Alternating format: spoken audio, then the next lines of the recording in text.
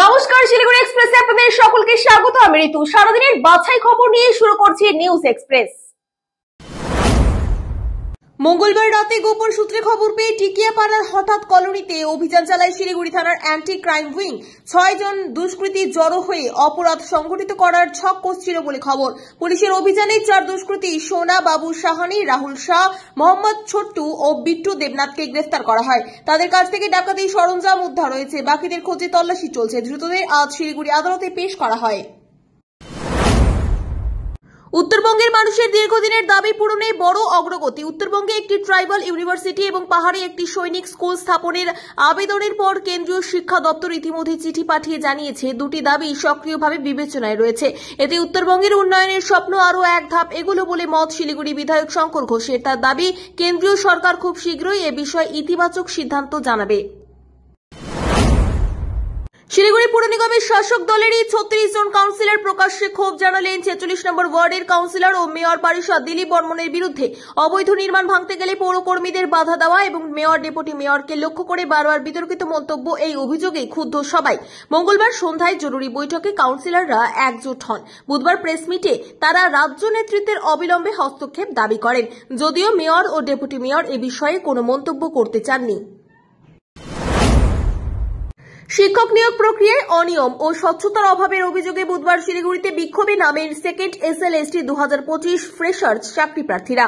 তাদের অভিযোগ, SLST পরীক্ষার ঘোষিত 70 নম্বরের স্ক্রুটিনি যাচাই করা যাচ্ছে না এবং দ্রুত সঠিক অনুপাতেও প্রার্থী বাছাই হয়নি। দ্রুত মেধা তালিকা প্রকাশ, নিয়োগপত্র প্রদান ও OMR স্ক্রিপ্টে সম্পূর্ণ স্বচ্ছতার দাবি তোলেন তারা। চাকরি প্রার্থীদের অভিযোগ, দীর্ঘদিন ধরে নিয়োগ ঝুলে থাকায় তাদের ভবিষ্যৎ অনিশ্চিত হয়ে পড়েছে, তাই বাধ্য হয়ে এই পথে নামতে হয়েছে তাদের।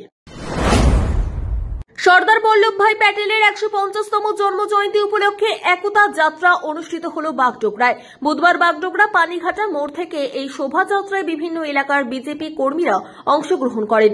আজ দেশ জুড়ে চলছে এই কর্মসূচি। বিজেপির শিলিগুড়ি সাংগঠনিক জেলা সভাপতি অরুণ মণ্ডল সহ একাধিক নেতৃত্বরা এই পদযাত্রায় পা মেলান।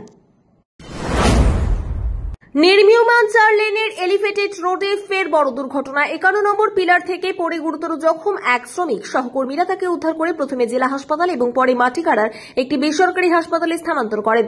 অবস্থা আশঙ্কাজনক। প্রত্যক্ষদর্শীদের অভিযোগ, শ্রমিক সুরক্ষা ব্যবস্থা প্রায় নেই। হেলমেট বা সেফটি বেল্টও ব্যবহার করা হয় না বেশিরভাগ সময়। বারবার দুর্ঘটনায় নির্মাণকারী সংস্থার নিরাপত্তা মানদণ্ড নিয়ে প্রশ্ন উঠছে। পুলিশ তদন্ত শুরু করেছে।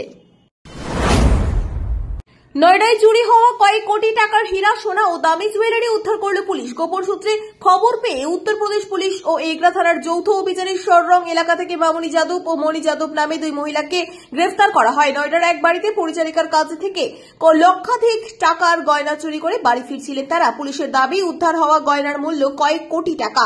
ধৃতদের আজ আদালতে তোলা হয়। এ নিয়ে চলতি বছরে আরও এক বড় সাফল্য এগরা থানার। কালীগঞ্জ উপনির্বাচন পরবর্তী সহিংসতায় তামান্না খাতুনের মৃত্যুকে কেন্দ্র করে উত্তপ্ত জেলা সদর।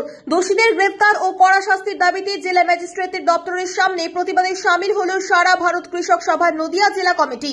উপস্থিত ছিলেন বামফ্রন্টের রাজ্য সম্পাদক মোহাম্মদ সেলিম। তিনি SSC দুর্নীতি, রাজ্যপাল সরকার দ্বন্দ্ব ও প্রশাসনের ভূমিকা নিয়ে তীব্র সমালোচনা করেন। দ্রুত তদন্ত না হলে বৃহত্তর আন্দোলনের হুঁশিয়ারিও দেয় কৃষক সভা। বীরভূমের তাঁতিপাড়ার গড়াইপাড়ার শতাব্দী প্রাচীন নবাইকালী পুজো এবার ১০৩ বছরে পদার্পণ করল। বাংলা ১৩২৯ সালে নবকিশোর গড়াইয়ের হাত ধরেই শুরু হওয়া এই পুজো আজও ঐতিহ্য ও শাস্ত্র মতে অনুষ্ঠিত হয়ে আসছে। অগ্রহায়ণের অমাবস্যাতেই প্রতি বছর হয় এই কালী পুজো। পাড়ার বাসিন্দা ও ভক্তদের সহযোগিতায় মন্দির এখন আরও সুদৃশ্য আলোয় সাজানো পুরো চত্বর। শতবর্ষ পেরিয়েও এই পুজো মানুষের মধ্যে মেলবন্ধনের বার্তা বহন করে চলেছে। SSCর 10 নম্বর প্রদান নিয়ে দায়ের হওয়া মামলায় বড় আপডেট। অভিযোগ, 2 আংশিক সময়ের শিক্ষককে পূর্ব অভিজ্ঞতার ভিত্তিতে নম্বর দেওয়া হয়েছে। এ নিয়ে মামলা উঠে কলকাতা হাইকোর্টে।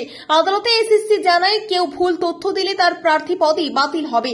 বিচারপতি অমৃতা সিনহা কমিশনকে 2 ডিসেম্বরের মধ্যে নিজেদের অবস্থান স্পষ্ট করার নির্দেশ দিয়েছেন।